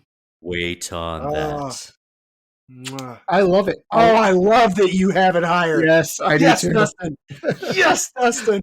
It doesn't surprise me. The word kaiju and Dustin just... The fortitude of having Pacific Rim in a top 3 here is just excellent. I will fight for it. Lizzie, your number 3. My number 3 is probably a rogue option, but I put the Catching Fire, the Hunger Games sequel. And I know I'm on an island, but I'm a huge, huge fan of those books, especially when they came out when I was in college. And Catching Fire was always my ultimate favorite. They had the quarter quell of the Hunger Games, which meant they did something a little different. So there's a pretty cool twist in there that I won't give away in case anyone has not yet watched it. But I just love it. I love the storyline, and I love it. Well, it made $424 million, so a lot of people agree with you on this one. It was the number 1 movie on the year at the box office. I personally enjoyed the first movie a little bit, and I wanted to see more of what was going on here in the second and third movie, but I'll have to be honest with you. I did not get what I was hoping for. Good white noise movie for me. Yeah, I really enjoy it. My qualm here, and I like the movie. Please don't take this the wrong way. The book was so drastically better than the movie. Like 100%, yeah. If all you've ever done with Hunger Games is watch the movies, that's me. You are doing yourself a disservice. I do not feel compelled to read these books based on the movies, though. Teen fiction was a new thing to me when I started working for Barnes & Noble, and I was like, I don't know any of this stuff. Hunger Games was the first thing I read. I read the 3 books in a week and a half. Pretty much the same. Yeah, I love that. Oh, I was like, holy crap, this is good. So the only reason I don't even have that on my honorable mention is the books are so much better than the movies that I can't even touch that. Totally agree with you, but in the same way that I put, for me personally, how I put Les Mis on there, even though I can recognize that it's not that good of a movie. I just love the treat of being able to watch that story, and that's exactly how I feel about Catching Fire. But I do think that the production value and the acting is superior to Russell Crowe's, so Catching Fire is much higher. Brian, what is your number 3 movie? American Hustle. Nice. I think it's time to do the hustle. This is an absolutely excellent noir-esque movie. This was one of the things that when it came out, I had it earmarked as I absolutely have to go watch this film. The acting in it is superb. I understand why it did as well as it did because it was worthy of it. There are so many different aspects of it that was very Donnie Brasco-ish, which was also a favorite of mine way back. This is one that I would not hesitate to recommend, even though it is known for being as good as it actually is. Oh yeah, it was certainly one of those best picture Yep. selections. It's the only one I saw. Chad, you had Oh, this one in nice. yours, right? No, I didn't. I had it in mind. Yeah, I think it absolutely it earns its chops. It's not just Jennifer Lawrence's performances; it's everybody's, and it puts it did remind me, not remind me because this happened later, but there are some times when you've got that crime noir, and it isn't working out smoothly or suavely. That like it makes me think of The Other Guys from 2016. Yes. Same feel, though not, it's and the color of this movie. Everything is like it's not through like a sepia tone or anything, but it does feel It's very yellow. Very yellow movie. it feels the way that Baz Luhrmann's Gatsby wanted. It feels so good. So, Chad, this is the only one of the Best Picture nominees that you did see, right? Yes, I saw this at a bed and breakfast. My wife and I had taken some time off in a way, and we watched this. This was our movie of the night. So it was something we were both excited for. I liked it, but I don't have as vivid of a memory as everyone else here seems to have. It was more like, that's a thing, but it doesn't surprise me, especially from Brian. Uh, like noir is not my thing. It's usually not in my wheelhouse. I'm going to raise the question though: is this a noir? I mean, it's awfully lighthearted. I called it There's noir-esque. a lot of humor. There's an ending that resolves in a certain way that isn't very noir-like. It's a crime movie, no doubt. There's humor. There's levity to it. I don't think it has all the elements that it takes to be a noir, personally. I would call it noir-esque. Yeah. It's got a tenor of it. Gosh, the way the police characters handled through Richie's character kind of becoming an antagonist, and the way that I don't know that maybe I just feel like the humor in the disco setting has just taken us out of noir. It's more haphazard, but really the basis of crime noir has that in it. I mean, you look at movies like The Nice Guys, or even The Long Goodbye to a certain point. There's a goofiness that almost happens in that gumshoe Yeah. piece, and I would say that humor in a fashion, even if it's off kilter or a little darker, it actually embodies noir in a way. Yeah, the absurdity of everyday interactions is where the humor comes from, not the absurdity of like a Dumb and Dumber type romp. It matters to, and I'll use Lizzie's phrase, like slice of life. Like, oh, this is you can see this happening with Elliot Gould talking to his cat. Like, is that supposed to be as compelling as it is? Well, I don't know, but it just seems real. Lizzie, you had this one at your number 5, I think. Yes. I mean, I love it. I'm kind of with you with visually. It just feels really, really captivating. The performances were unbelievable. And I actually think everybody always shines a light on Jennifer Lawrence. And as you could tell from my number 3, I love her. I'm a big fan. But I actually think Amy Adams took the cake for me in this movie. I think she was spectacular. She had such a heavy heart the whole movie. She tugged on my heartstrings in a way that nobody else really did. And I think she just did. She was fantastic. Yeah, Amy Adams, where's her Oscar? So true, Dustin. Right? She needs one. Get her one. There's a whole podcast called Where's Her Oscar? And the whole first season's dedicated to Amy Adams. We had V on the show from that show. But there is some great acting in this movie. Cooper's great. Christian Bale is great. Jennifer Lawrence is great. You got De Niro in this thing. Louis C.K. is valuable in his limited role. I mean, there's a weighty cachet of actors here that deliver, and it's told well.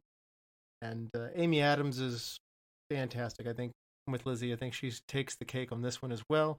It's fun to see all these characters angling in the same situation, trying to come out of this on top, and that is fun.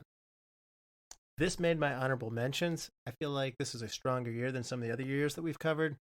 I would think most years this would have made it. All right, my number 3 movie, Brian has recommended to me, persistently so, and came on Tubi, fell in my lap, I watched it. It's called About Time. Yes. It is amazing. I love this movie. It is a heartwarming, great romance movie. Probably one of the best romance movies I've ever seen. It feels wonderful, but it's fantasy elements, like the premise where the fathers or the men in this family can go back in time, change events. So nobody else in their family knows about it. It's a wonderful concept. You know, I love Mr. Nobody from one of the earliest episodes we did. And the decisions that you make in life will have a massive impact on how the rest of your life goes. This movie plays with that in a very fun and whimsical way. It's certainly a lot lighter in tone than Mr. Nobody, but if you've ever wanted to feel good, this movie just gives you a warm, fuzzy feeling. I know it's a movie that Domhnall Gleeson was great in. Bill Nighy was in it. This is a different Bill Nighy than I had experienced before. He's really good here. I want more of that warmth in him. Rachel McAdams, she's amazing. She delivers here. She delivers all the time. I always love her. She's great in this movie. This might be in my upper echelon for romance movies of all time. It's that good. With rewatch, it will only grow for me. Favorites. And I will be recommending people, much like Frye, quite persistently. So I've recommended it to several people already after watching it, and I'm recommending it here to you all now. This is my number 3 movie. There it is. Frye, you nailed it, man. We have different experiences with what Frye recommends. When I get my text from Frye, he's like, dude, this movie's really screwed up. I'll use screwed up. Go see it. He's like, have you seen We're All Going to the World's Fair? I'm like, I will go check it out immediately. And then immediately afterwards, I'm like, Bryan, what the heck? What did you just do to me? Bryan, tell me you have this one in your top. Yeah. This is my number 8 movie. So here's the thing. I feel like I get very pigeonholed in the things I like. You do. That's deserved. And this is not on brand for you. But here's the thing. I mean, when I see one that I feel like has really good credibility, I mean, I put this in the same bucket with Love Actually and This Is Where I Leave You. There are movies out there that do the right things to make me enjoy it. And I think this is a phenomenal movie. And you're 100% spot on. Domhnall Gleeson in this movie is phenomenal. And Bill Nighy as well. And like, I remember watching this and being like, this is correctly done. And I'm not alone. And so, yeah, I definitely spread the love when I see, stuff that this is one of those movies that if Jess hadn't already watched this with me, I would subtly bring it up for brownie points, being like offering up this, like, here's this thing that isn't at all like I usually make you watch. And then she's like, oh, and I'm like, yeah, but 100%, this movie's fantastic. And if you want more of this from me and you haven't seen it yet, watch This Is Where I Leave You. Well, I may take you up on that because your recommendation for this one was great. I had it even higher than you did on this one, so thank you, Bryan. Well, now on to the number 2 round. Why don't you start us off, Dustin? Pacific Rim. Yes. I love Pacific Rim. Giant robots versus giant monsters. It's giant robots versus giant monsters. The world has moved on to where we know giant monsters are a threat, and so the entire world builds giant robots to go out into the ocean and fight them. It's incredible. There's one big issue with this movie. This movie should have been like the 3rd movie in a big series of this. They jumped the gun, and they got to the point where the crisis had gotten too big. This was the 3rd Avengers movie. This was the 3rd Transformers movie. We should have gotten comic books or TV show about what it was like when this crisis first hit Earth. Because Pacific Rim 2, I refused to see. Here it was bad. I watched it. It was not great. It's fine. Pacific Rim is one of the few movies in my entire life that I've seen in theaters twice. And I needed to see it on the big screen. It's incredible. And Bryan, you were kind of joking earlier, but like, yes, I am the guy that says, put this above all of the Oscar winners. This is what I want. Oh my God, this was such an entertaining movie. This is a movie that I will put on while I'm working out, specifically on a treadmill or an elliptical, because you're doing the robot moves as you're doing it, and you're just like, yeah, let's go. We're about to fight a giant monster. Yeah. Dude, this movie is so much fun. I remember leaving the theaters and being like, random guy on the street, watch Pacific Rim. Random guy I don't like. Purge. Going to the bar. Yeah. Oh, like showing up at the bar, Pacific Rim. Like this. Oh my gosh, I had a blast with this movie. It was my number 3, so I'm very happy that Dustin beat me out here. I love kaiju movies. They're not always the smartest movies, but that's not what you're here for. You're here for spectacle and fun, and that's what it is. I'm looking at Lizzie, though, and I feel like this is the dumb boys moment. For being dumb boys, yeah. This has one of the best Said it, not honest. me. This has one of the best honest trailers of anything I've ever watched honest trailers on. The honest trailers for this is perfect. I mean, I've used the comparison multiple times of the monkey clanging the cymbals. This is what happens. Giant robots and kaijus, and I am that monkey banging the cymbals like, yay! Well, maybe I should give it a go. You guys really seem to like it a lot. I looked at it when it came out, and I said, this one is not for me. I don't know that I want to see this one. So I passed it up, but you guys are going to bat for this one, and you guys are working very hard to make me watch it. I think you're in decent company. Have you seen it, Lizzie? No, I've not seen it, and I don't think I ever will. I'm kind of in that category with you, Lizzie. Yeah, I think I'm super good right here.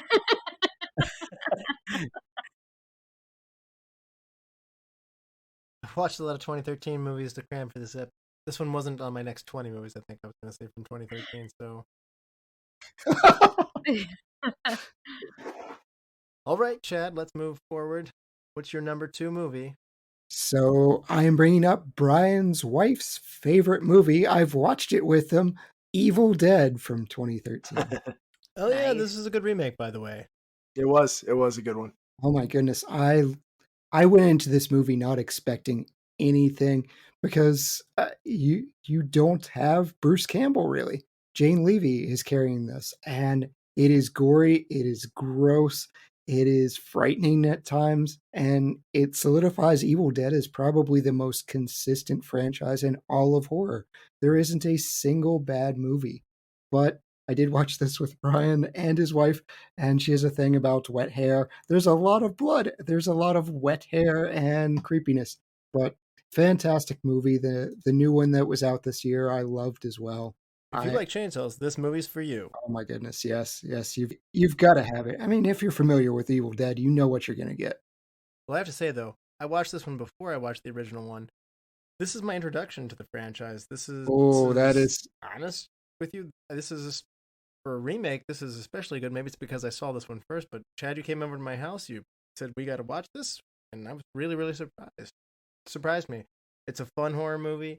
It's well done. I'm not normally a gore fest guy, but it's just well enough done that it's scary. It's a good time. Lizzie, you're cooler on this.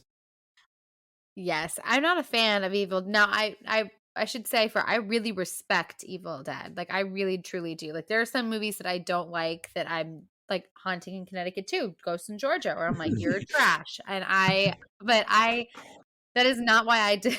That is not why I dislike Evil Dead. I really truly have a lot of respect for the franchise, and I completely get why it is a lot of people's cup of tea. For me, I just don't like the super over the top gore. Like, that just human suffering element of it is really hard for me to get by. But I have seen this movie, and I did enjoy it. I did look away, when they start bringing out like the turkey carving knife, like the electronic knife. I'm like, no, I'm good. You can just tell me what happens. But I mean, all in all, it is a really, really good movie, and it's solid. And I totally get why the people who are major Evil Dead fans got behind this remake, because it's solid. All right. Well, Lizzie, what is your number 2 movie? I'm so eager to see if you guys have ever seen this movie before, but it's Saving Mr. Banks. Yes, very good. Yeah, I have not seen it, but I would like to. Yes, I have seen it. Oh my gosh, I love this movie so much. It's Tom Hanks plays Walt Disney, and he wants to buy the rights to Mary Poppins. So he goes to and all of their names are blanking on me, but she plays the author of Mary Poppins, and she is not a fan of Disney whatsoever because he's just all animation and fairy tales and happy endings, and she's so worried that Walt is not going to do right by Mary Poppins. And so, are you talking about P.L. Travers? The author, P.L. Travers, or Emma Thompson, the Emma actress? Thompson. Emma Okay. Thompson. Yeah, she's like so spectacular. Thank you, Emma Thompson. She's like just so lovely and vulnerable, and it's just I love it so much. And so it's just you're basically watching Walt court P.L. Travers in a sense to get the rights to Mary Poppins. And the MVP of that movie is Paul Giamatti, in my opinion. It is just he plays this like very sweet driver for P.L. Travers, and they end up forming this friendship that just brings me to tears. It's just very sweet, quiet movie, but it is one worth watching. Like it will touch your heart. Yeah, you get Simon Helberg, who's Howard Wolowitz in Big Bang Theory. He's one of the musicians in that. Yeah. Oh, it's so good. I mean, there's just so much to say about the movie that I can't without spoiling it, but it's lovely. That's the best way to Yes. put it. It's a lovely movie. But definitely a twist because P.L. Travers hated Mary Poppins. She did not cry out tears of joy. She cried tears of anger. She hates Walt Disney. Yeah. Well, I need to get to this one for sure. So, Ryan, what is your number 2 movie? I went with Dallas Buyers Club here. I bent under the weight of just performance excellence. I was riding a high. Matthew McConaughey really just destroying the world. This is an apex for his acting ability. I probably owe McConaughey an apology because he was probably one of my most hated actors of the early 2000s. And man, as soon as he made his money, did he change my mind. After Ghost of Girlfriends passed, almost made him quit. I didn't even think I really wanted to watch this movie. I kind of made myself watch it given its accolades that it got, and I'm glad I pushed myself to watch it. It's not a fun movie. It's a heavy subject. It's one of those emotional movies that forces you to confront a really difficult situation, a difficult subject that you may want to turn your head away from. And it's just one of those movies where there's a lot of emotion that's conveyed incredibly well. It's a very well made movie. It's not a fun movie. I said that's why I didn't make my list. It's not really rewatchable either. Yeah, that's a good point. But I have nothing but respect for it. Particularly for the performances from McConaughey and Leto. They did just an amazing job. Oh, stop it. He's good. He does a good job. I mean, he's a good actor. Just deal with it. And he proved it here. Jennifer Garner's in it too. She did a great job. I mean, it's an important issue that I really didn't know much about the topic. And it's a story worth capturing here. And because of this movie, I think it will be remembered. Agreed. Said. I saw it once, and I mean, I think what you said was perfect. It's a really hard movie to watch, but it's one of those movies that can convey a certain type of human experience that we probably want to act like isn't actually happening. It's hard to watch. It's not necessarily entertaining, but it is a good film, and the acting is incredible. Along similar lines, my number 2 pick is 12 Years a Slave. It's on my I should have watched this movie, but I didn't. This was a phenomenal movie. Its acting is amazing in this. The emotions are strong. I mean, slavery is a heavy subject. We visited before in movies, but I think this is one of those very compelling moments that is just like I said with Bryan and Dallas Buyers Club. It's part of the history. It's an ugly truth that's hard to confront. And it's about a man who's taken from his home, fooled, tricked by a human trafficking situation where he was a free man in the north and he's taken back down south as a slave and sold into slavery, as the movie implies, for 12 years. It says it right there in the title. It's a lot to endure. He plays dumb. He's an educated man, and to stay alive, he plays dumb. To get through this, Fassbender plays a great villain in this. I can't say enough about this one. It just shows you the power of education and freedom. It's one of those ones that you should probably see in a history class. It's great acting. It captures a really difficult place in humanity. And boy, what a great movie. It's just outstanding. 5 stars. I cannot say enough about it. It deserves all the praise that it got. It's not as bleak as Dallas Buyers Club. There's more hope and inspiration in it. The word I'm looking for is just uplifting in the end. It goes through a lot, but it also comes out the other side for you. So this is probably the heaviest I've gone in my top 5 for, Oscar nod films. And I understand that American Hustle isn't a heavy film, nor is Wolf of Wall Street for that matter. But I will say that the Academy got it more right than wrong this year. I had 3 Oscar movies in my top 10. This one is definitely at the top of the Oscars list for me. Dustin, your number one movie from 2013. Her. I love it. We get to the final round. This is a unique pick. No one else had this one. This is an ambitious movie. When I saw this movie in theaters, I walked out and I said to my girlfriend, "This is the best movie I've ever seen in theaters." Wow. I was openly weeping. I felt harder than I'd ever felt before for emotion on screen through solo performances almost exclusively. You do get some small ensembles, but it was so powerful with Joaquin Phoenix and Scarlett Johansson, and we have several others. Amy Adams. Not out of the Fisher, yes. The idea is the thing that stuck with me for so long is this is also the best original screenplay winner, which I have gone on record several times to say I believe this is the most impressive Oscar. And you guys may not agree with me, but that's the one I always feel like that I like. Best original screenplay is I put that one on a pedestal, and I've felt so much from it, just images from it, that I've actually refused to rewatch it. It's the feeling that I got from seeing it the first time. I'm worried I won't have it again. So I get to hold on to that feeling I had when I saw it. And so it's kind of funny that I do this immediately after Pacific Rim, which I saw a bunch. That this one is like this. It's like this first time that you have like mint chocolate chip ice cream, and you feel like this is something that I can hold on to. I'm not saying I'll never watch it again, but for 10 years, I've just held that memory of this is something really, really special. And if you haven't seen it, listeners, I'm not going to tell you about it. Just watch it. Yeah, that's fair. It's an emotional, very thought-provoking, challenging movie. It's on my should have seen list. It's actually number 2 on my should have seen list.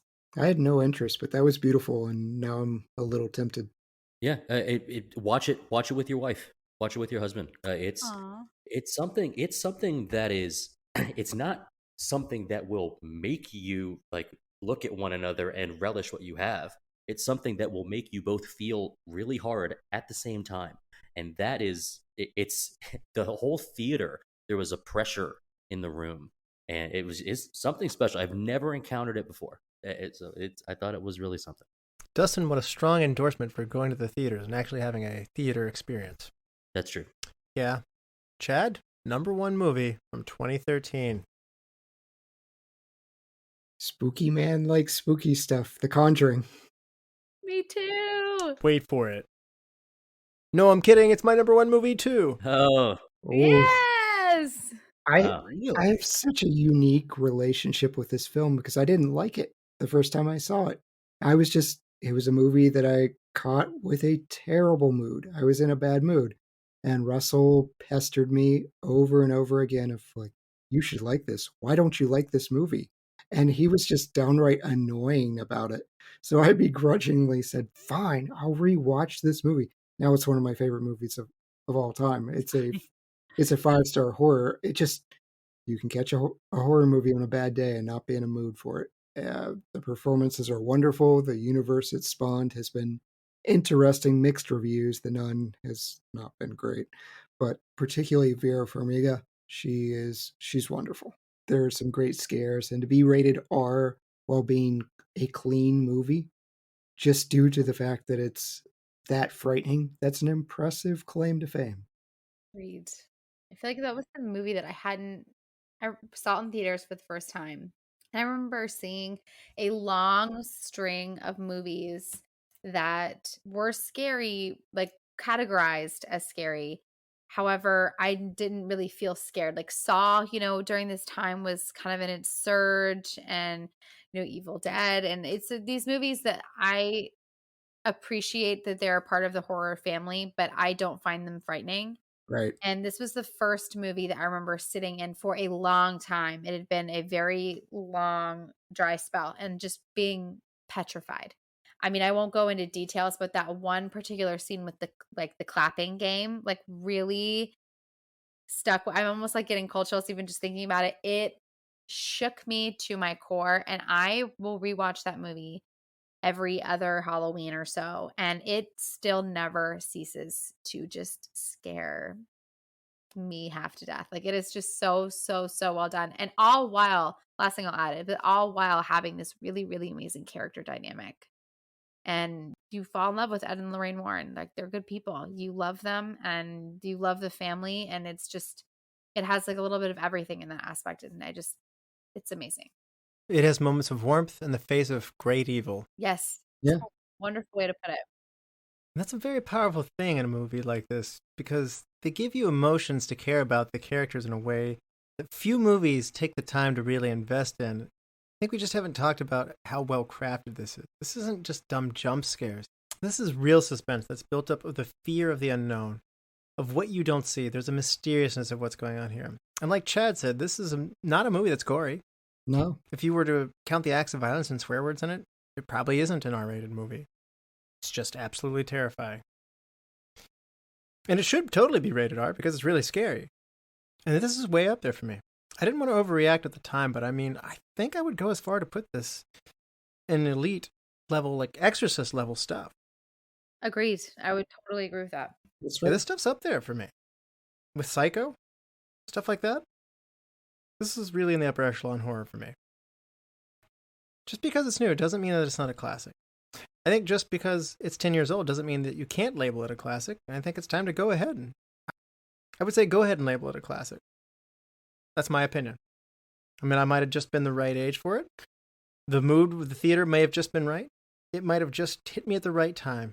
And I certainly would like to see history treat it as kindly as the movies that we here on the Retro Movie Roundtable have championed as the absolute classics. I think that it is. Yes, I totally agree. I don't know that I would count the rest of the extended universe as that. I certainly don't mind that it exists, and I'm glad that I got it too, but this first Conjuring movie is special. Yeah. I hear only good things. This was another one that I just missed. Brian, what is your number one movie from 2013? This is where I have Gravity. I had it at my number 6. Dustin, you had it at your number My number 3. 3. Yep. Brian, tell us about this one. This is one of the best atmosphere movies I've ever seen. No pun intended.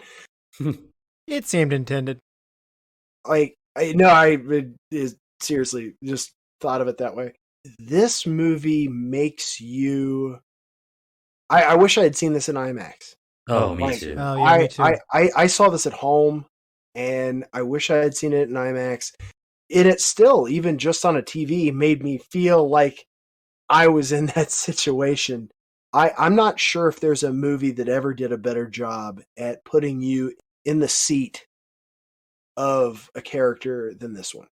And you didn't need the POV shots to do it. They added a bit, but you didn't need that. It really did make you feel like you're a part of this crisis. Oh man, I was just the whole movie. I was just like, oh, like, and it's not. I wouldn't even characterize it as a suspense movie, even though that's all it is. Like, that's the wild thing about this film is you're constantly in this anxiety-riddled state with how it makes you feel. But it's not a suspense film in, literal sense, or I guess it is in the literal sense, but in the, hypothetical sense that they usually put suspense movies in. This movie hits you in the feels. It's just not the sadness feels. This activates. Like, this movie activates. Brian, you are endorsing the Academy this year for sure. Yeah. It won 7 Oscars this year. Yep. It is well deserved. It's a beautiful movie. It is pretty. It's also pretty. I wish I had gotten to see this one on a big screen. It's thrilling. I didn't expect to be thrilled so much. I hate to say whatever the Academy Award nominates, I don't, especially if in space. I figure it's not going to be exciting. It's going to be a slow dialogue-driven drama-based movie. And that's not what this movie is. It's a thrill ride. It's exciting, and it's also a human dimension, emotionally touching movie as well. Yeah. Yeah, it really does kind of activate. God, what's a great way to put it? Is your body reacts to this movie, and there's something there's 2 things about it that I would want to mention, because otherwise I think you described it really well. Is that it's probably one of George Clooney's least favorite roles for me, because he matters, but we know that this movie is about Dr. Ryan Brown. I can't remember her name.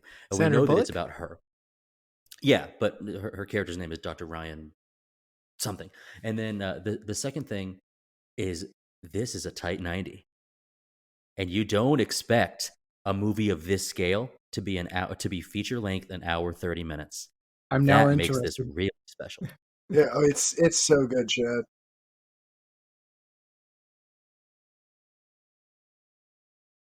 Yeah, that's another thing. The Academy Award doesn't tend to like movies that are just in the 90-minute range, so this doesn't feel like an Academy nominee. In fact, I just don't think in any other era that they would have only had the 5 candidates. I don't think this would have been nominated as one of the Best Pictures category. Well, they do a lot with a little. Yes, they do. And it's a great time.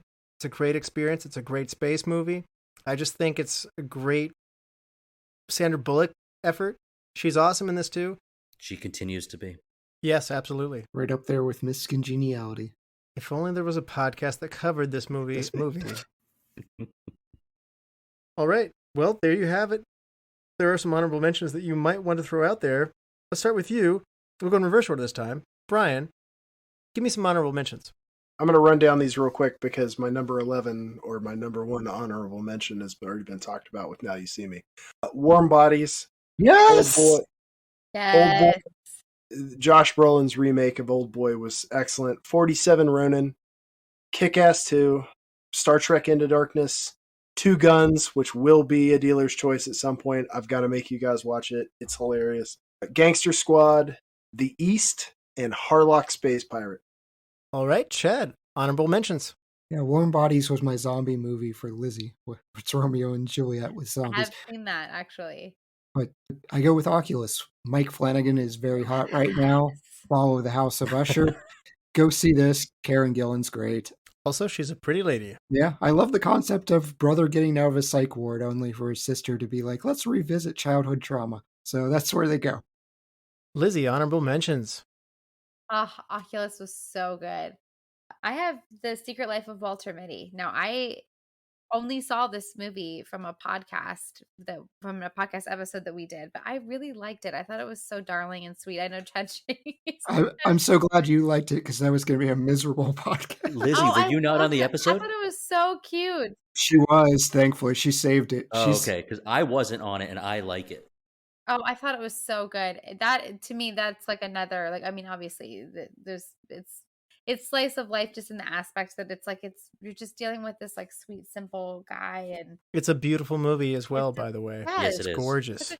Gorgeous. And it's like a coming of age tale for an adult. It's really, really beautifully well done. And then also I put Mama. That was a movie that I kind of enjoyed. Jessica Chastain, like her first little whack at it. It was like cozy horror is how I would have described that movie. Not really that scary, but just thrilling enough that if I'm folding laundry, I'm still going to be captivated. Fry, you're a Chastain head, aren't you? I am. Yeah. Big fan. I am as well. Yep. Zero Dark 30. I mean, just about everything she's in. Molly's Game, Tammy, Eyes of Tammy Faye, Most Violent Year, Tree of Life. My favorite, though, is Zero Dark 30. Go watch. Dark 30. She's always great. All right, Dustin, honorable mentions. Man of Steel, put Henry Cavill on my radar, who I think is great in everything he does, although I didn't like the movie.